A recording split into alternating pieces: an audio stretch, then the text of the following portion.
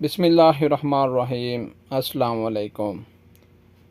इय्याका नअबुदु व इय्याका नस्तईन। ऐ अल्लाह, हम तेरी ही इबादत करते हैं और तुझसे ही मदद मांगते हैं।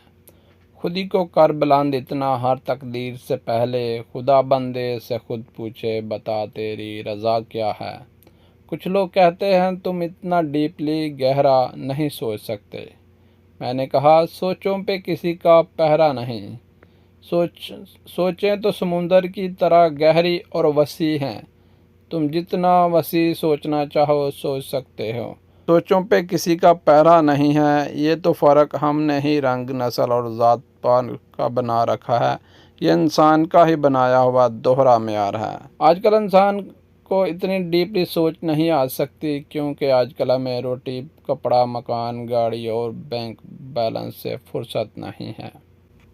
हालातों से हार जाना मेरी फितरत में शामिल नहीं है, और हालातों से लड़ने का हुनर ही तो है जो बस मुझे वरासत में मिला है। तो दोस्तों, वीडियो को लाइक करें, चैनल को सब्सक्राइब करें और जाते हुए नबी पाक सल्लल्लाहु अलैहि वसल्लम पर एक बार दुरूद शरीफ भेजें और आगे बढ़ जाएं।